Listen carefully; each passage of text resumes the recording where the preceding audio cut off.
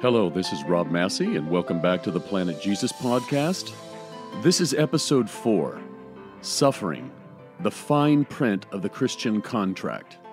In this episode, we will see how suffering is part of the human experience, and despite some biblical examples to the contrary, we will all experience it. The foundation theme of the scriptures relative to suffering is not that we will not suffer, but that we can have hope in God, and that hope will prevent us from falling into discouragement or disillusionment. I hope you enjoy this program. I spent last week in Las Vegas, Nevada at a Gartner I&O conference, and by the end of the week, I had become so homesick. I went to the mall and looked for things for my girls, and then finally, after about 2 hours there, I worked my way to the airport in order to just catch my flight. But, I was 6 hours early. As I arrived, one of the first people that I met in the terminal was the shoe shine lady. And she asked me, "Hey, you wanted me to shine your shoes?" And I was like, no, thank you. Make some excuse, moved on. But every time I would get up from my seat in the terminal and walk to the restroom or go get a meal, she was there asking me. And finally, the last time that I passed her, she didn't ask me again. But I looked at her out of the corner of my eye and paused, and she looked up, and I said, "Well, if I had cash, I would do it. I never carry cash." And she says, "Well, let me shine your shoes. If you don't like it, then you don't pay me. But if you do, then you can go down to the ATM and get me some money." I noticed by her accent that she was not from America originally. And then as she shined my shoes, she told me her story, that she had, these are her words, won the lottery. Now, apparently in Nigeria, there is a lottery that people can apply to get work visas in the United States. This woman had won the lottery, and she was shining shoes in Las Vegas, Nevada. Now, if you've not been to Las Vegas, it is teeming with people. They're up all hours of the night. There's so much energy, people spending money, hundreds, thousands of dollars lost at the roll of a dice. I watched it happen. So with that in my memory, juxtaposed with this woman sitting here from Nigeria who won the lottery, and she gets to come to America and shine shoes in the Las Vegas airport, I was shocked. She told me about leaving her 7 children. She talks specifically about her daughters, Rachel and Anna. And I considered her condition and the displacement of wealth that was going on around me, and the difference, the situational difference was stark to me. It was like the poverty and the want, however much hope she might have been filled with, was testifying against all the people who were losing thousands at the tables and the slots. It was surreal. As she finished up and did an amazing job on my shoes, I went down, I got money out of the account, brought it back to her, and wished her well. On the heels of meeting this woman in the airport terminal, I randomly came across David Platt's Secret Church, episode number 18 on YouTube. He said that 96% of self-proclaimed Christians in Nigeria believe that God will prosper them for their faith. And apparently this woman was one of them. She believed that she had won the lottery and that she was prospering. As I talked to her, she said that she sends back any extra money that she has to keep her family fed in Nigeria. It seems to me challenging that their faith would be so highly aligned with this idea of prosperity, that was what the gospel was teaching, that they would have prosperity, and that the way to do that, the way to get that, is to move to America. By the way, half of the self-proclaimed Christians in the U.S. believe the same thing. But what happens? When you believe that God prospers you because you're a Christian, and then it doesn't happen, you may be able to survive. Your faith may be able to survive a month, a year, 5 years. But continual poverty, continual lack of prosperity, disappointments, when your health fails, those things can become disappointing. You can become disillusioned. And I've seen many Christians in their faith because somebody wasn't healed or they just never gained what others around them had gained. Or I've seen beyond disappointment or disillusionment and a loss of faith, I've seen people in delusion. They are somehow trumping up prosperity, wealth, and health. They make claims about God that they didn't. And even if they are convinced that God has a grander plan, which I believe, by the way, that my suffering has some purpose.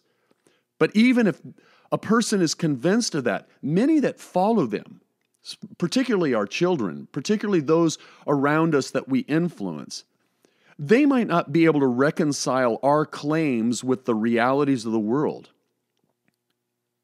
So being delusional about what God has done and has not done and claiming something that really doesn't exist could have some collateral, damage to people around us. There could be some fallout for that kind of delusion. There's a growing discontent with many millennials, most notably, with amassing wealth and things. Notice how many are abandoning the traditions of their yuppie parents to pursue volunteerism and service. Prosperity theology is only partially correct. Time and chance and space will put some of us in a position of prosperity, and others, by an act of will and positive actions, may obtain a level of prosperity.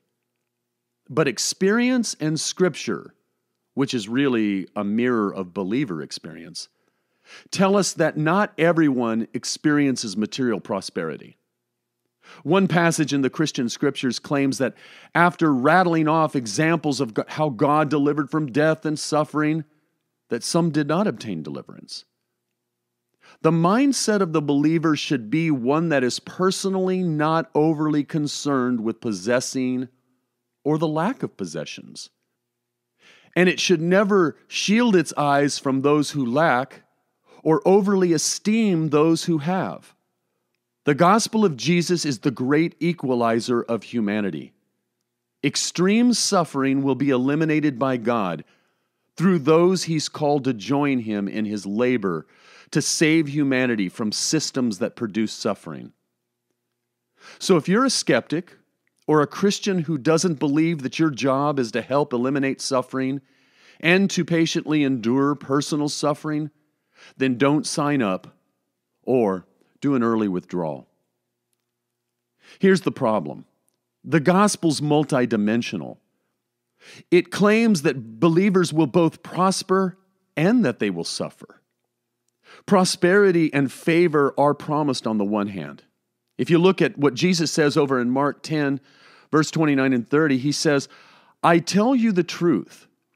No one who has left home or brothers or sisters or mother or father or children or fields for me and the gospel will fail to receive 100 times as much in this present age, homes, brothers, sisters, mothers, children, and fields, and with them persecutions, and in the age to come, eternal life."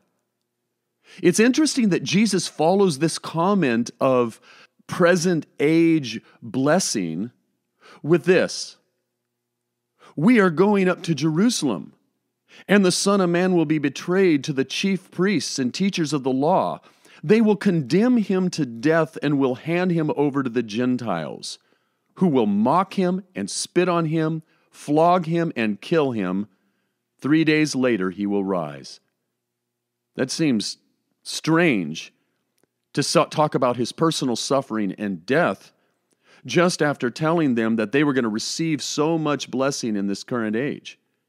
James and John, right after hearing Jesus talk about his own suffering, and the previous verses about him talking about how they would have so much more in this present age, they request to have authority in his kingdom, to sit on his right hand and on his left.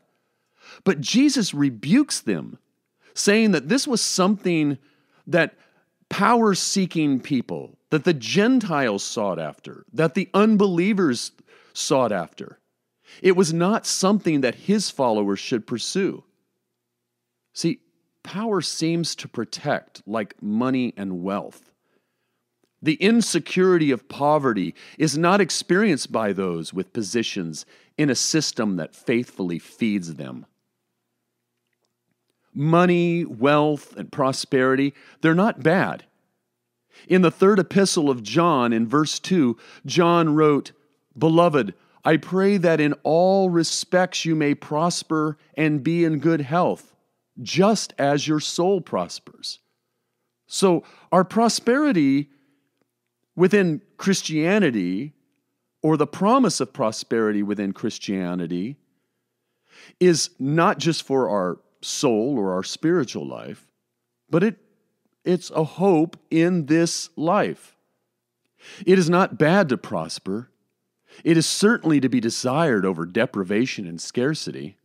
As I stated earlier, our mandate is to help in suffering where possible. The long-range goal is a cessation of suffering and death.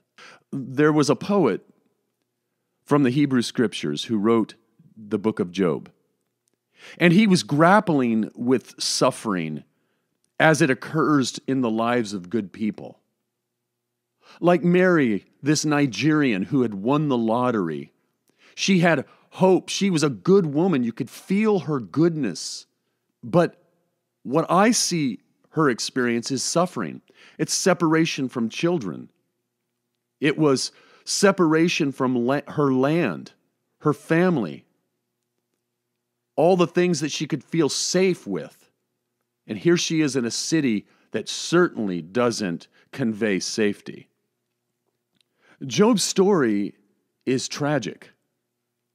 First, you see this kind of strange dialogue between Satan and God saying, "Hey, have you considered my servant Job? He's a really great guy."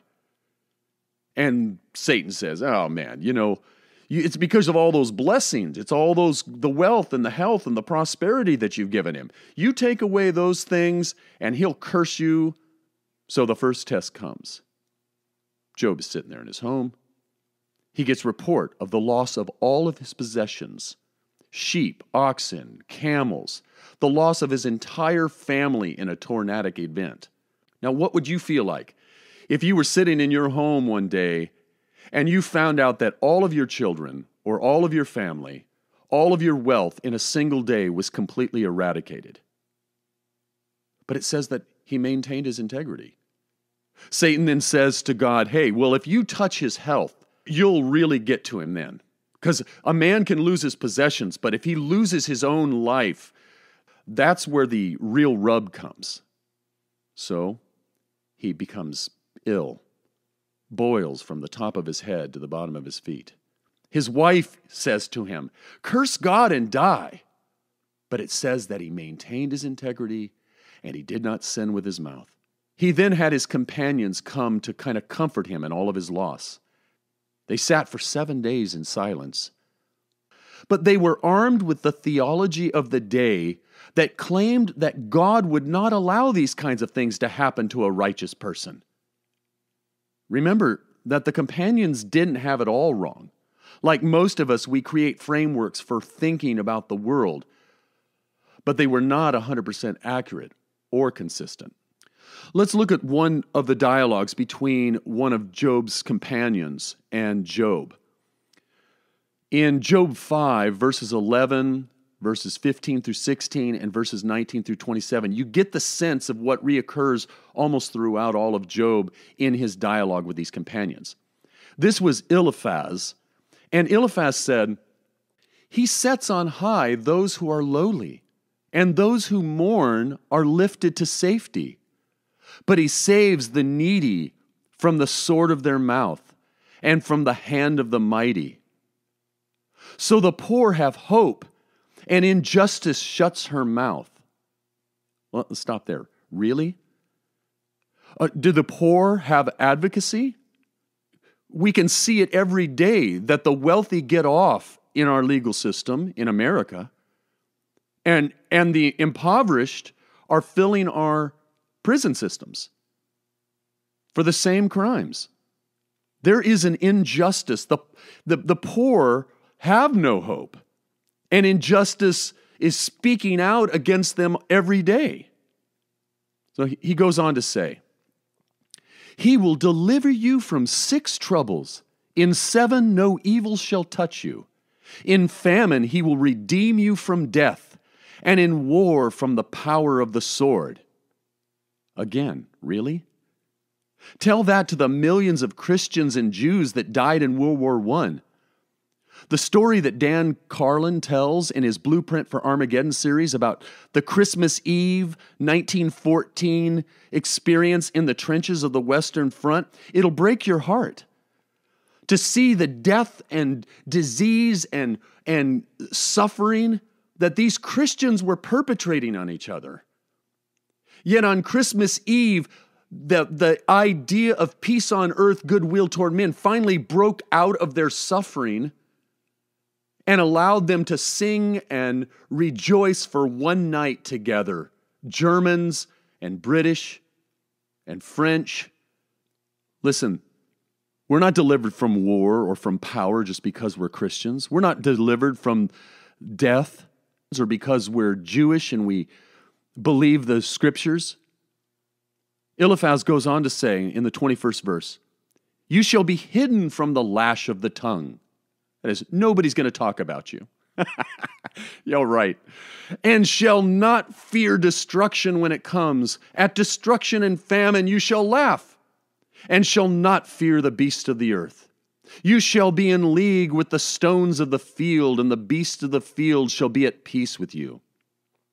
You shall know that your tent is at peace, and you shall inspect your fold and miss nothing. You shall know also that your offspring shall be many, and your descendants as the grass of the earth. What's he saying? He's saying, Job, your children are gone, and your animals are gone because you're a sinner. That's what he's saying. You're not righteous, or these things wouldn't have happened to you. Like a sheaf gathered up in its season, behold, this we have searched out. It is true. Hear and know it is for your good. Well, with comforters like that, We never see God or Job in the entire book of Job claiming a quid pro quo system of relationship between God and humanity. It is never that you do this and God gives you this. Neither of them ever claim that. The prologue provides the theme of the book. Will Job's faith endure when he faces trials? His dialogue with his companion seems to kind of keep the question open. Like many of us, when we're going through suffering, like, man, I don't know about this. I thought this was supposed to be a better walk. Why am I in the condition that I'm in? Why am I suffering like I am? What have I done wrong? Don't we all ask those questions? At times, he seems confident that God has it under control. And at other times, he recognizes the chaos and cannot reconcile it with a God who is in control. He says in Job 9, verses 32 and 33, He is not a man as I am. This is Job speaking. He is not a man as I am, that I might answer him. He's talking about God. That we should come together in a trial. There is no arbitrator between us who might lay his hand on both of us. You see what Job's trying to do there? He's saying, man, if I had somebody between me and God who knew what I was going through and could understand what God was going through, then maybe somebody could arbitrate for us and we could be reconciled. You see that Job recognizes that God understands his suffering. He concludes that God does understand, but what the poet didn't understand is that God would eliminate the legitimate complaint. That is, that there would be no man between them that could arbitrate. When God sent Jesus as a man, he became the connection point between God and us. It's like that song, "What if God were one of us?" Well, when God sent his son into the world, he had a daysman, he had an arbitrator, he had an umpire that could feel our infirmities. He could feel how we were tried and tested and suffered. The story of Jesus is a story of suffering and betrayal. And God looked at our suffering through Jesus, and he partook in it. Mother Teresa believed, and it was a common belief of followers since the beginning, that, quote, "pain and suffering have come into your life as a sign that you have come so close to Jesus that he can kiss you." We do have a fellowship in his suffering, and there are things we can learn. And I know this may sound presumptuous, but I would like to turn her perspective, the perspective of her comments, just a little bit. Pain and suffering were part of life, and so Jesus came to take part in the same, so we would know greater intimacy with him and understand that God understands while we endure our common suffering. It's challenging for me. I'm personally challenged by this message. I have been abased and I have prospered, to paraphrase Paul, personally. And overall, I like prosperity, but I cannot shake my experiences of suffering. When I think of the events of my life and how they shaped me, it was suffering that brought me the greatest insight or development. In a sense, the maxim, "what doesn't kill you makes you stronger," is true.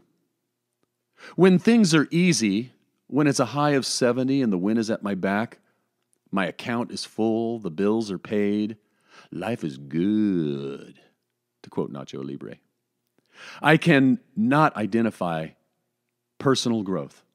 I can't look back at those times and say, boy, that was a really growth period for me.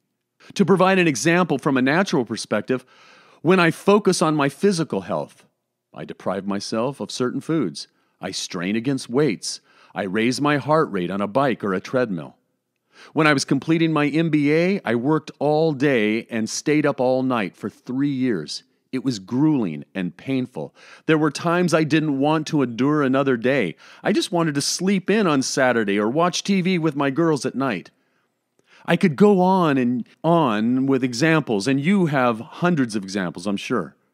But it's not just the self-inflicted suffering like school or health, but the chaotic, unexplainable things that deteriorate our health, like cancer or poverty through corrupt governments or drought and famine. These are the things that make us want to rage out against the chaos. It's the unexpected suffering.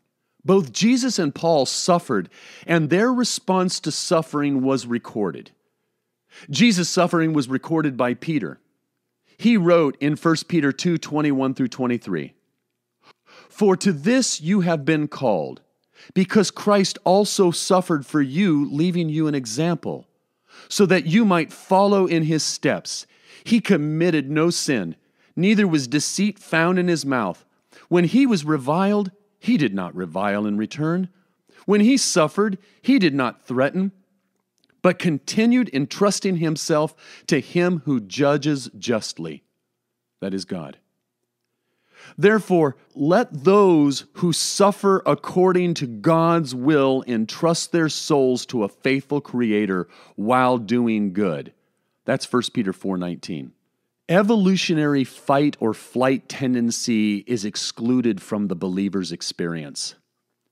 We can rage against the chaos, that's our fight tendency, or we can retreat from the world, that's our flight tendency. But we must remain in our suffering while doing good. The Christian has no other option. We can't fight, we can't flight. We've got to remain in our suffering while doing good, and like Jesus, continue to entrust ourselves to God who judges justly. Paul wrote of his own suffering in his second letter to the Corinthian believers. He wrote, A thorn was given to me in the flesh, a messenger of Satan to harass me, to keep me from becoming conceited. 3 times I pleaded with the Lord about this, that it should leave me. But he said to me, My grace is sufficient for you, for my power is made perfect in weakness. Therefore I will boast all the more, Paul said, gladly of my weakness, so that the power of Christ may rest upon me. For the sake of Christ, then, I am content with weaknesses, insults, hardships, persecutions, and calamities. For when I am weak, then I am strong. You see the mindset of the believer? Look at the things that Paul was going to rejoice in. Experiences of physical weaknesses, insults or shames, hardships or anguish, persecution and calamities, like famine or unexplained disasters. That strikes me as impossible. But as I reflect on it, is it harder to believe that you will be made perfect or mature through these things, or that they have no meaning at all? Do they have a meaning? Does suffering have a meaning? Or is there no meaning at all? Is it just chaotic? The idea that there is no purpose in anything leads down some dark paths. But our experience tells us that suffering and hardship create character, strength, and maturity. So here's my challenge. If you're a skeptic, don't let our call to suffering and to help those who are suffering deter you from enlisting in the cause. Our personal suffering and our shared suffering with others will be the foundation stones for our life. The experiences will bring us growth.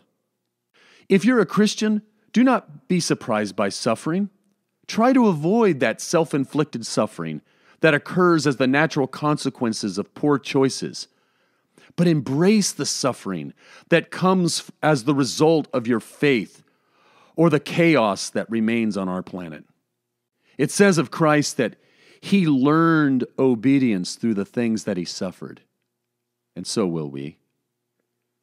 Tell the truth about your suffering so that those that are following you or that are under the sphere of your influence will not become disillusioned or discouraged or write you off for your delusion. Whenever you enter a season of suffering, commit yourself to growth and learning. God does not bring suffering on you to teach you. Suffering is part of the world, but we can commit ourselves to Him and grow from it.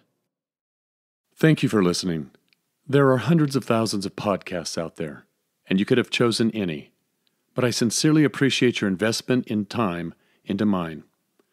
The show notes for this and all episodes, and other links to source material, can be found at my website at rob-massey.com. If you enjoyed the show, please subscribe to it, rate it, and share it with a friend. If you'd like to help me defer some of the costs, please visit my Patreon account at www.patreon.com/planetjesus. Thanks again for listening.